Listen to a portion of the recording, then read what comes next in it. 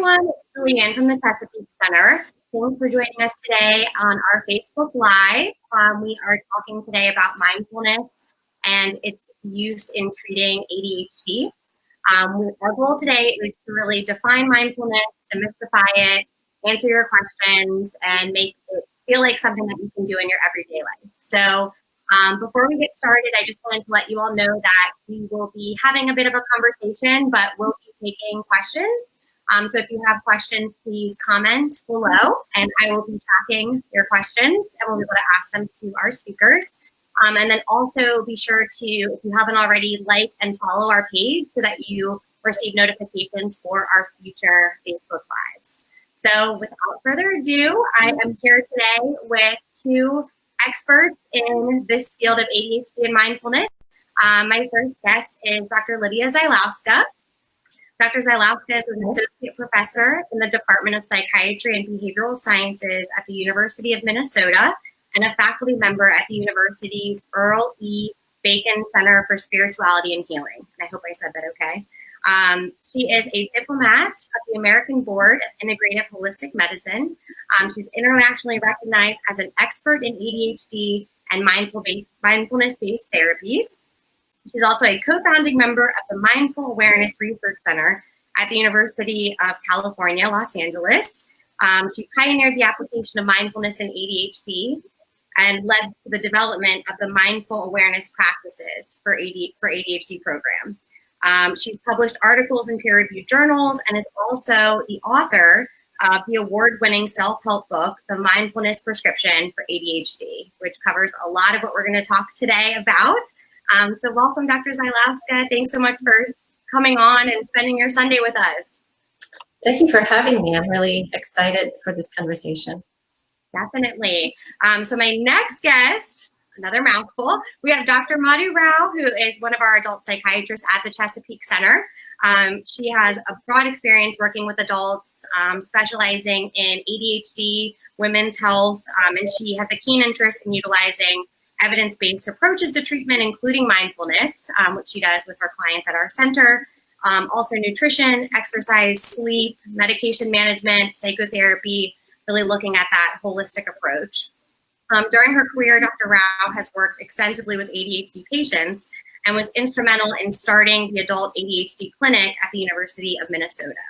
She received an MS in computer science and biomedical informatics from Vanderbilt University, her medical degree from the New York University School of Medicine, and completed her psychiatry residency at the University of Minnesota. So thank you again, Dr. Rao. It's great to have you back. My pleasure to be here, and especially with Dr. Zylowska, my teacher. Yes, so I know that you had worked with Dr. Zylowska in the past, so I'm so thrilled that you are both here to talk from, your experiences. So mindfulness, jumping right in. So mindfulness has become so popular. I feel like, we hear so many things about mindfulness that the meaning of it can be a little overwhelming. So I first wanted to start with hearing from you, Dr. Zylowska.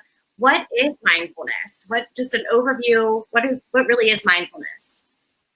Yeah, that's a good question, because mindfulness does show up so much now in our media, and it's in some ways a buzzword these days. But it's important to kind of simplify it and go to the core of what it is, which is attention and awareness training. It's a practice as well as a certain way of being in the moment. So as a mindfulness meditation practice, we have different meditations that are derived from the Eastern meditative tradition. So it is a type of meditation. At the same time, you can think of mindfulness as a certain way of being in the moment. It's a shift in your attention awareness that you can apply to your daily life. So depending on how you talk about mindfulness, it could be that it's you're talking about practice and a meditation practice, or you may be talking about these brief moments, these shifts, which actually can happen spontaneously. So we all know how to be mindful. We all already have experience being attuned to the present moment in one way or another. this can happen spontaneously. This can happen when you in a new place and maybe noticing things with this sense of novelty, or it could be that you with a child. Children have a nice way of seeing, all things in a new way. So you attune to things in the present moment. And so I like to emphasize this because sometimes mindfulness can feel intimidating. It may feel like, it's this meditation and I tried meditation and I can't meditate. I hear that a lot from anyone, especially people with ADHD. But if you start thinking about this as a state or a way of being in the moment that you can practice and strengthen, it becomes a little bit easier to engage with that idea. Absolutely. I think it's a little more approachable than, thinking that you have to spend an hour the first time you ever do this meditating. And, there's just so many misconceptions, and it really is about creating more of a mindful lifestyle. So Dr. Rao, what are your thoughts on mindfulness? So, when I use mindfulness as part of my practice, one of the things that my patients, especially patients with ADHD, say is, I can't sit still and I can't stop my wandering mind. How can I do mindfulness? So, the first thing I say is, mindfulness is not an esoteric practice that is only accessible to saints who can clear their mind and sit and meditate for hours. That's not what this is about. Just like Dr. Zylowska explained, our minds have continuous thoughts. A lot of times we either are in the past thinking about what did we do, should we have done something else, did we make right decisions, and either regretting or double guessing ourselves, or in the future worrying about the uncertain future, especially these days. So a lot of times we are spending our present moment either in the past or in the future and missing being in this moment. So mindfulness gives us some techniques that will help us be in the present moment and be in the present moment without judgment and with self-love. So that's what we're practicing towards.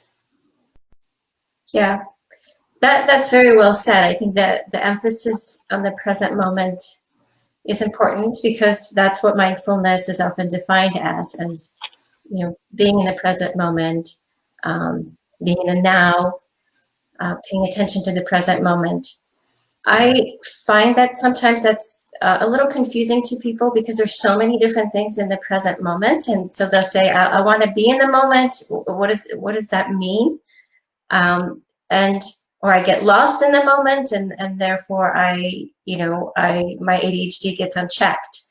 So there's a bit of I think explaining that needs to be done. That mindfulness is bringing attention or awareness to something in the present moment. There's many different things in the present moment.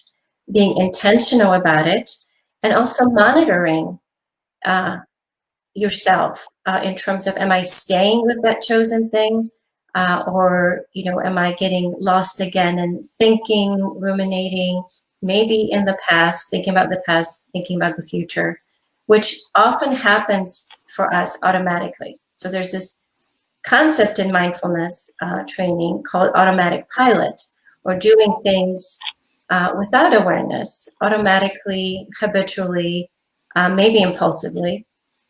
That we spend a lot of time in that mode, this automatic mode, and not always being fully aware of what's happening in the moment. It's not a bad thing all the time. I think it's a function of learning that if you are doing something repetitively, we will start being automatic about it. We often, a good example would be driving your car. The first time you get in the car, you pay attention to everything, and maybe you're almost flooded with where's the brake, where's the gas pedal, and you may be almost too much attention to all these different things that you're supposed to be doing in the present moment. And as you learn, you become more automatic. So it preserves some of your cognitive resources for other things. So automatic pilot is not necessarily a bad thing. It's a function of learning. But what happens is, once you're in automatic pilot, you kind of miss out on options and choices in the present moment.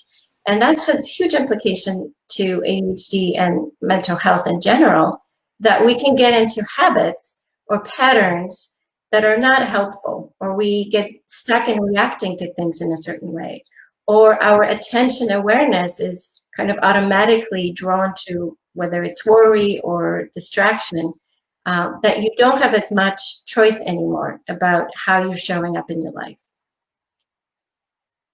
Mentioned the example about driving, because when you first started talking about the automatic things, I was picturing myself driving, and that's one thing where you do go on autopilot, and it's just, again, a great example of how we're kind of stuck in these habits that become automatic in terms of eating, or if someone who has ADHD might not be aware of their attention and how they might be interrupting or different things. So I just think that mindfulness with that automatic piece is so important, and that's really the reason why we should be practicing mindfulness. With that, Dr. Zylowska, I know that you have done a lot of research on mindfulness, and you're aware of a lot of the studies out there about mindfulness and its impact on ADHD and that population. Do you have some information from those studies about really what mindfulness does and what it's evidence-based to do? Sure. So mindfulness is definitely becoming more and more established in the field of ADHD. It's still a fairly new field in terms of about 8 studies with children, sometimes children with parents. So there is a growing number of studies that are showing that mindfulness can improve ADHD symptoms, both inattentive as well as hyperactive impulsive symptoms. We often see improvements in anxiety, depression, as well as experience of stress. Perceived stress typically is reduced. And there is some studies looking at, cognitive measures that there is a signal there's improvement in executive functions. We need more studies. The work really needs to be done on a larger scale with bigger samples, both adults as well as teens and children. But it's very exciting to see those improvements, and especially in the field of adult ADHD. The evidence base is growing and in many ways comparable to CBT, or cognitive behavioral therapy, in ADHD. So with that information, I know that you did develop this program for mindfulness for ADHD, and you have your book that you wrote about it, the Mindfulness Prescription. So what are there steps in that book? I mean, are there core principles to use with ADHD? Yeah, so this work evolved, was initially developed at UCLA. So my colleagues and I were looking to bring mindfulness to adults and teens with ADHD and make it user-friendly. So really thinking about what's difficult with ADHD and how to engage people in mindfulness practice. So the program was drawing from longstanding tradition of mindfulness practice, Eastern traditions. We looked at other programs like Mindfulness-based stress reduction program, or MBSR. There's a program, Mindfulness-based cognitive therapy for depression. So we looked at all these models and wanted to make it very gradual, very doable for someone who has problems with attention or difficulty with restlessness, hyperactivity. So that was really the premise behind developing this program. And we designed the exercises to be very gradual, starting with 5 minutes of sitting practice, which is called the formal practice. So sitting formal practice, starting with 5 minutes, going up to 15 minutes through the 8 weeks of the training. And in addition to that, we really wanted to emphasize what's called informal practice, or these brief moments of shifting into present moment. So shifting attention to something in the present moment, whether it's your breath, whether it's your body, whether it's your thoughts, emotions, interactions, choices that you make on a daily basis. So we found that actually the informal practices were very doable for people, and often something they stuck with after the 8 weeks of the program were finished. The other piece that we did in the program was to, start with really have a sequence of first training attention and awareness, not to be so caught up in busy mind, by bringing it to what we call 3 anchors in the present moment, and that's sound, breath, and body. So practicing that first, and then once you have this, kind of train your attention awareness muscle in that way, you can then apply to things that are your inner experiences that are not always easy to be with, like thoughts and feelings. So then you can bring curiosity to that. How am I in this moment? What do I notice in my mind, in my emotions, in my reactions? So there's this kind of buildup of skill, you could say. We also wanted to emphasize compassion, self-compassion, because that's such a big thing in ADHD that, whether you grow up with criticism or whether you get in your own way and then you start, getting hard on yourself, I planned this, I didn't get to it. There is a tendency to be self-critical in ADHD.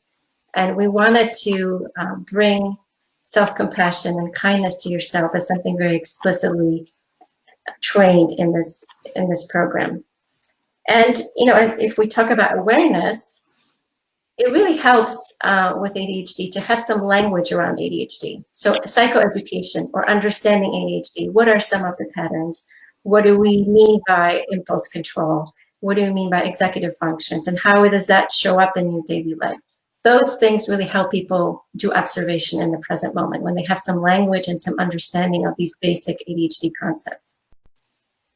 Absolutely. Thank you so much for that overview. I think it is so important to talk about, there are formal practices and then there are these informal practices that can almost be like stepping stones to help you dip your toe in the water and figure out, what's working and then build on that.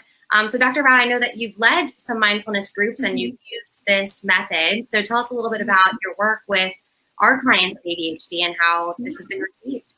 Yeah, so I use mindfulness individually with patients, and I've also used it in groups.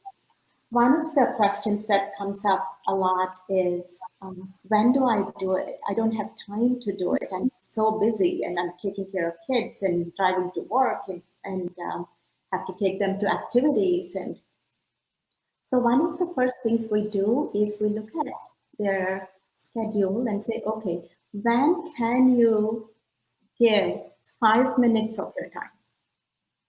5 minutes. And some people say, can we start with 1 minute? And I'm like, let's start with 1 minute. 1 minute of your time, and put that on a calendar or put a post-it note in the bathroom in the morning. Tie that 1 minute or 5 minutes to an activity that you do every day, like brushing your teeth. So as soon as you brush your teeth, you take that 5 minutes and you pick a practice that really resonates with you, like mindful breathing, or body scan, or mindfulness of sounds. And these are all the practices that are in the 8-step program that Dr. Zylowska has written about. So these are the practices that help stay in the present moment. It doesn't mean that there are not going to be thoughts. There are always going to be thoughts. So then we talk about what do we do with these thoughts? Do we try to suppress them? That doesn't work, right? So that's where there is this practice called mind like a sky, where you think of your consciousness as the sky and thoughts as clouds that go by. So the thoughts can be heavy, thoughts can be light, and the clouds can be heavy, clouds can be light, clouds can be linked with each other or not. And one of the key awarenesses that comes is that you are having these thoughts, but you're not thought. You are not the thought, but you are having these thoughts. So there is that sense of healthy detachment from these thoughts that you're having. This practice also works really well with intrusive thoughts of OCD or anxiety. Right? So, Mind like a Sky allows you, gives you the skills to recognize these thoughts, label them without judgment, and let it go. And you're ready for the next thought. You're not suppressing these thoughts. So you're seeing a pattern there. You're seeing a pattern there, but you're detached from it. So that healthy detachment. That I know healthy we've detachment. talked about that a little bit before too, with just, the world we're in right now, and we're flooded with kind of negative news, and sometimes it's healthy to kind of detach from certain things, and also in terms of those thoughts, to have that healthy detachment. And I love the visual of the clouds going by, and especially for our clients with ADHD, I think that most talk about how they feel like they're driven by a motor, that things are just, they do things so quickly just to kind of get it done. And so even when we were talking about doing this live, Dr. Zylowska, I know that you mentioned, it's like, what are you currently doing every day? And how can you make these a little more mindful? Like you mentioned, folding laundry. How can you maybe do that a little more mindful? Or if you go for a walk every day. So I just think that was such a great way to make it seem easier to build it in, where it's not,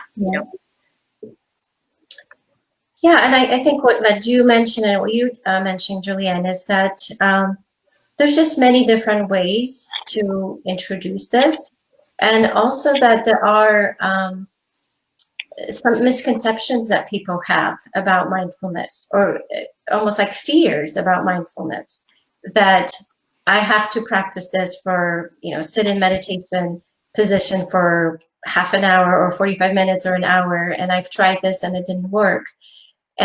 Or I need to empty my mind and I can't, or I'm supposed to be relaxed and in some way blissful, and when I sit, I just feel restless. So I'm doing this wrong. And so all these misconceptions are important to address. That mindfulness is not so much about changing your experience. So you actually may end up having a busy mind and restless body as you practice mindfulness. It's more about awareness of it. So having the ability to know what's happening as it's happening moment by moment. And with that, I call it a witnessing stance. You become like a witness of your own experience, and you have a bit of a space to that experience. And that space by itself can be very helpful. So you're not so driven by your thinking or your feeling, but you also have an ability to make a choice. That maybe, and even when it comes to meditation practice, if you notice yourself, being very restless, and you say, I can't do this practice, or this practice is really hard for me to engage with, you can make a choice to say, I can try a different practice. Or maybe I can, as you, Julianne, was mentioning, I can work with what I already am doing, and just approach what I'm already doing with more awareness, more mindfulness. And there's some activities that are kind of naturally good match for that. So gardening, being in nature, even doing some artwork, and it actually could be anything. It could be anything.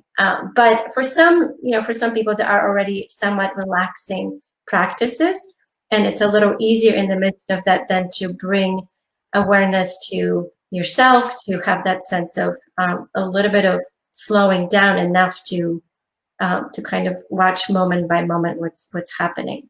So in starting the practice, it's good to talk to the person, if it's, especially if it's like one-on-one therapy session or coaching session.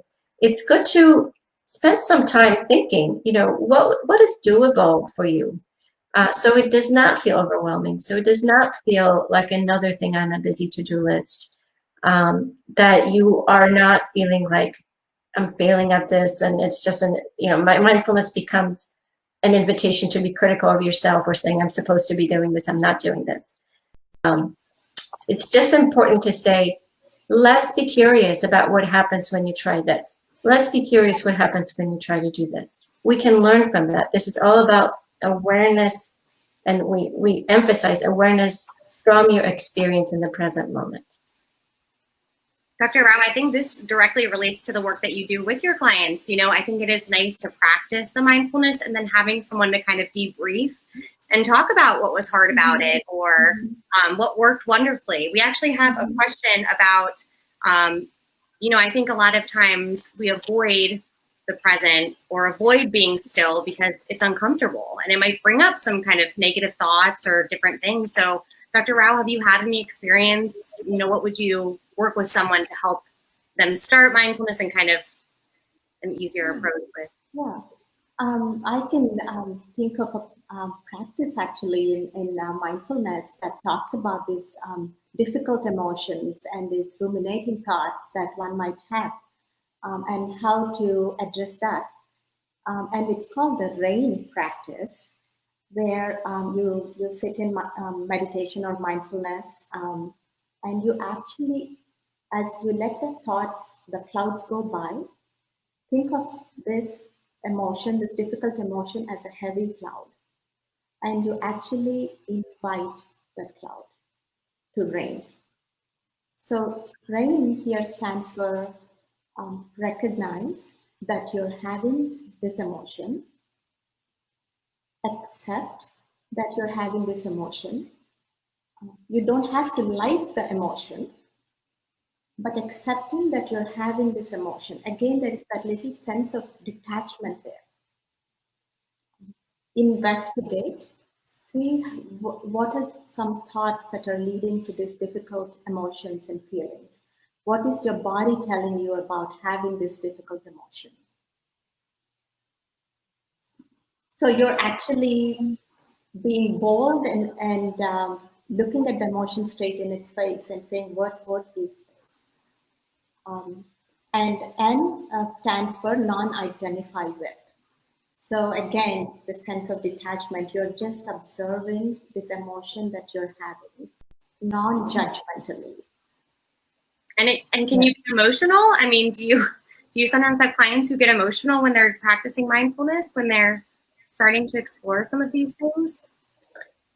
I've had a patient who did that, but then when and the reason she was having this difficult emotion, she had a very legitimate reason why she was having that emotion.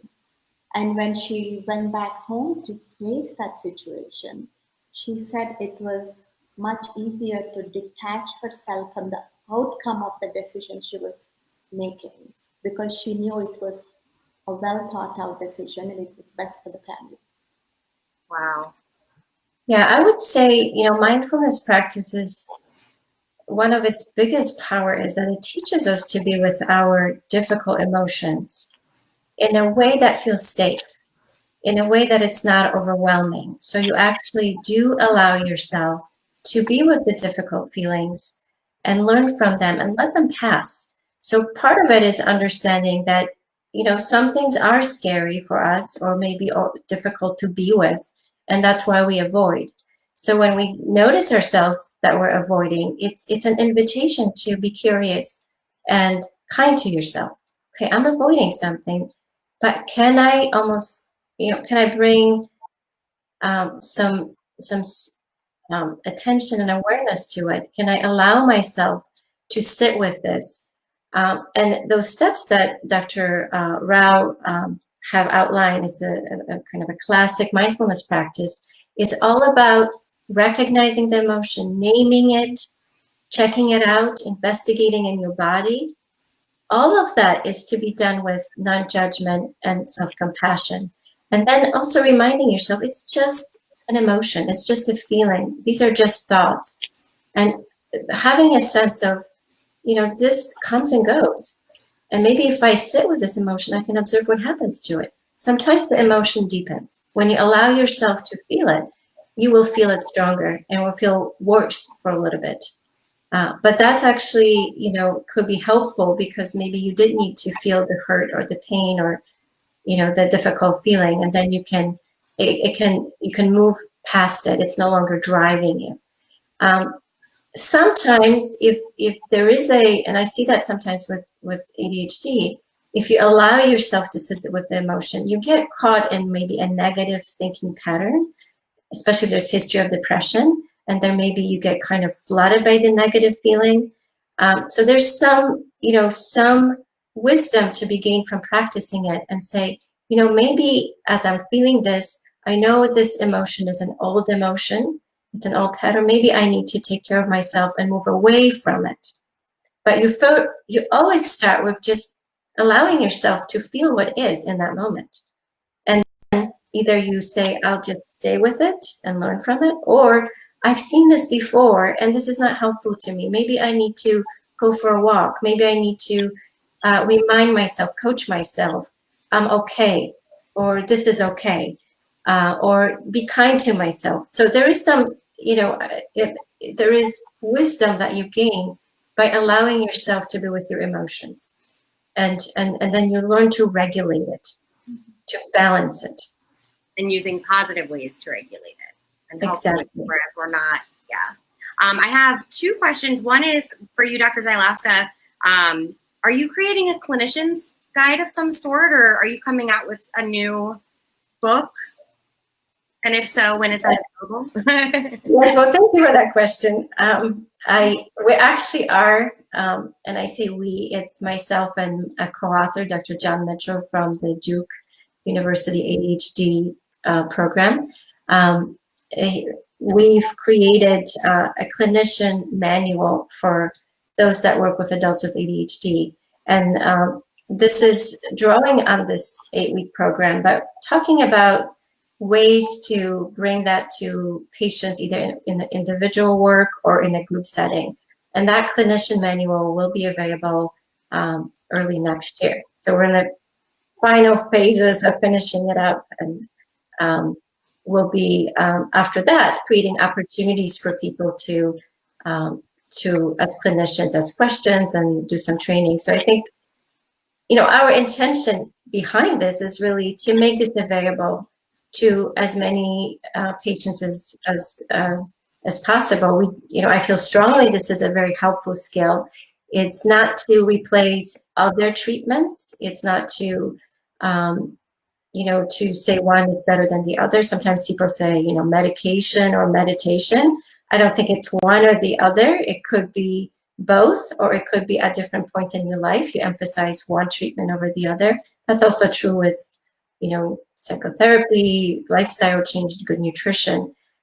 So I just feel like it's a very useful skill for ADHD because it's a self-regulation skill. You learn to regulate your attention, you learn to regulate your emotions, you learn to regulate your actions, or kind of be intentional about all of these domains, these areas of being. And we know that ADHD very much affects these self-regulation qualities.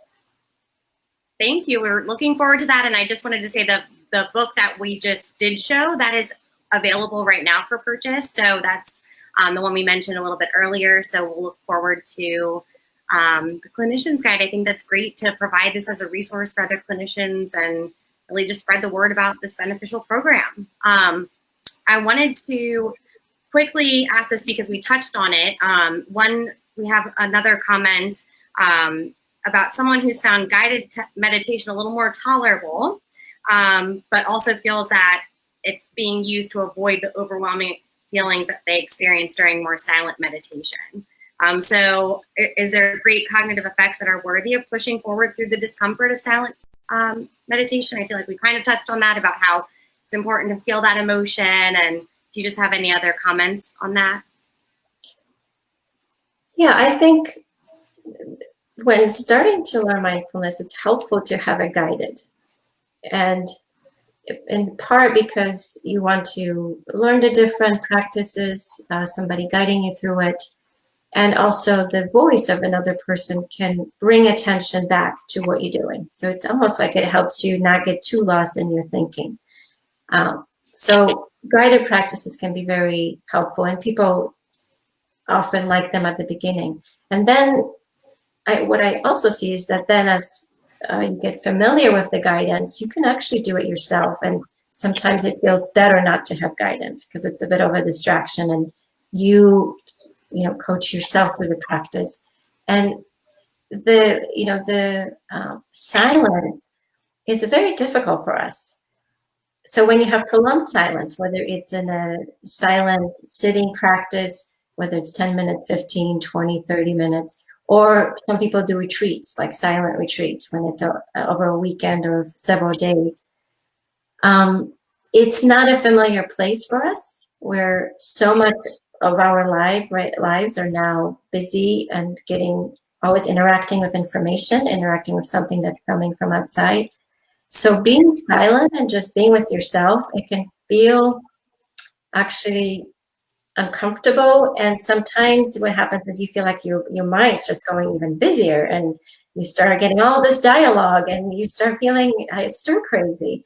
And it's important to just notice what is and stay with it, learn from it.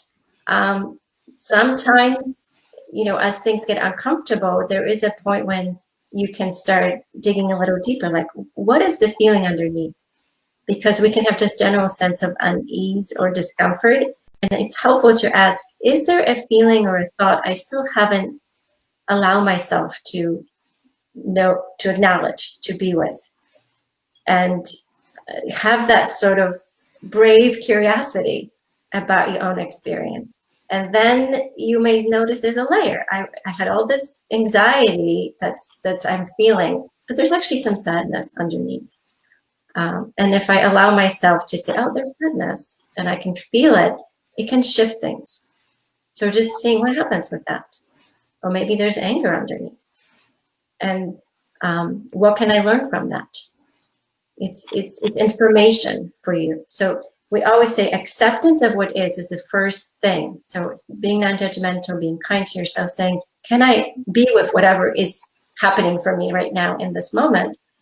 And then you learn from it. You can change from it. You can grow from it.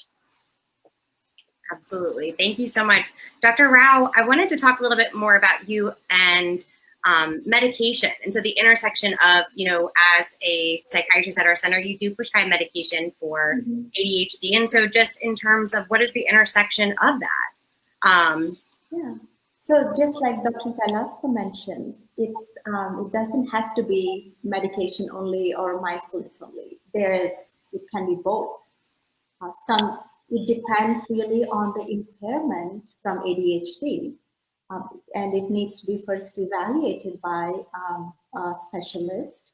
And then you decide if you want to go on a medication. There are stimulants and there are non-stimulants available for ADHD.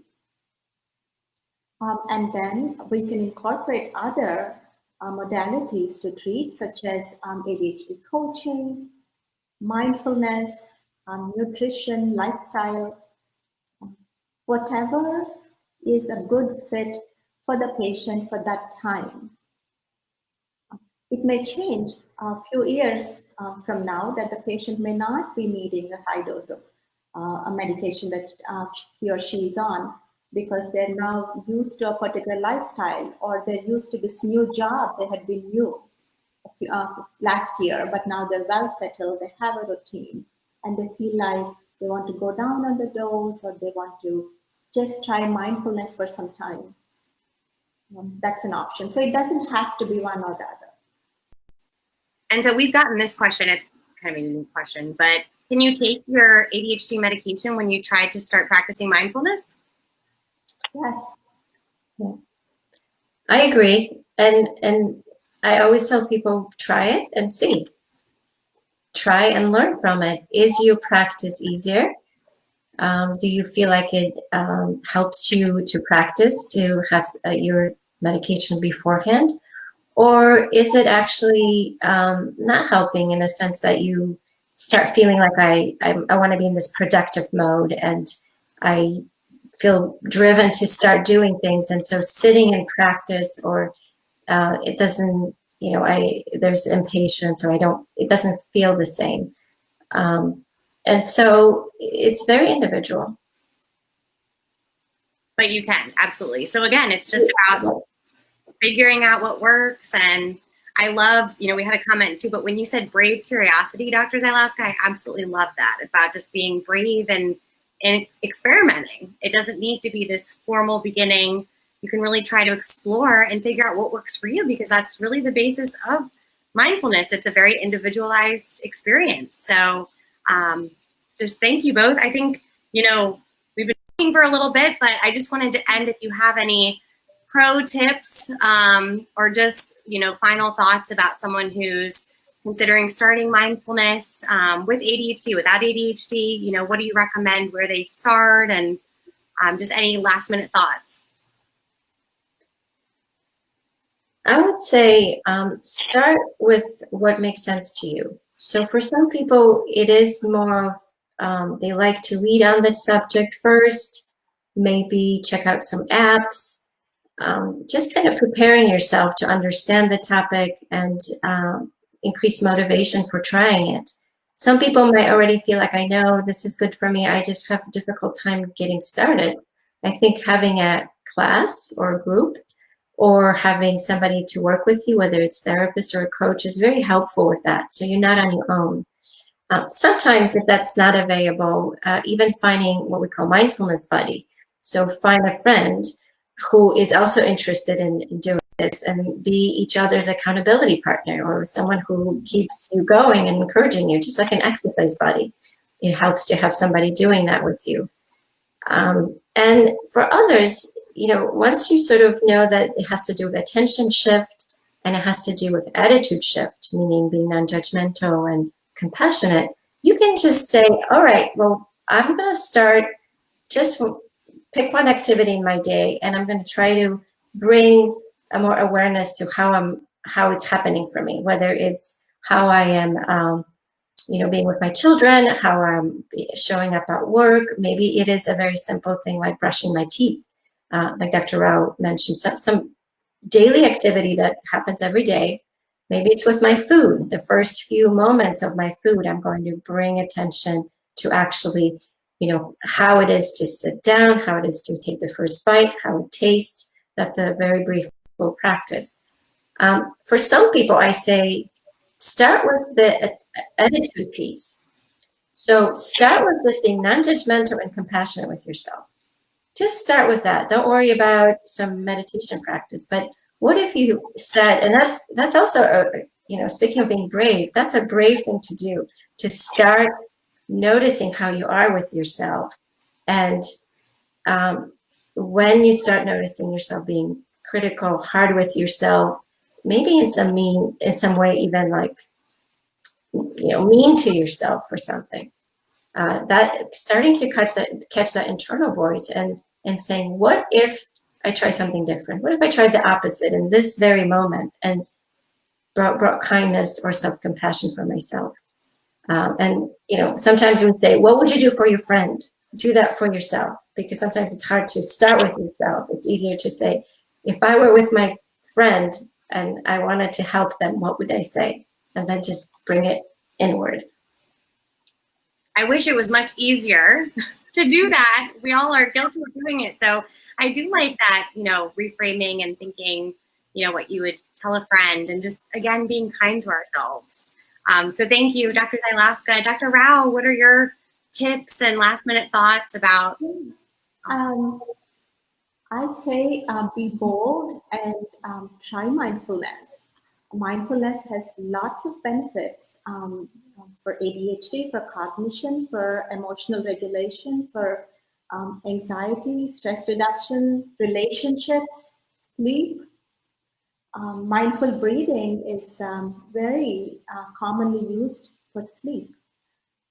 So there are lots of benefits, and you won't know it unless you try it. And be bold and try it is what I say. What do you have to lose? Why not give it a try? Thank you so much for spending today with me. I think, for anyone who is watching this after the fact, if you have any other questions or comments, please feel free to continue to comment. We'll be monitoring the post and we'll be giving any feedback that we can. And then some resources. We talked about a few different resources. So make sure you like and follow our page, and we'll be posting some additional resources. And again, we're just here. If you have questions about mindfulness, Dr. is available if you want to start practicing with someone with mindfulness. And then Dr. Zylowska, we really look forward to your book and just future connections. We are so thrilled to have you with us today. So thank you both so much. Thank you. Pleasure to be here. All right, let's go home and try to do one thing mindful. That's right. Pick one thing and just do it. Start right now. No time like the present. So, yeah. All right. Thank you so much. Thank you. Thank you. Bye.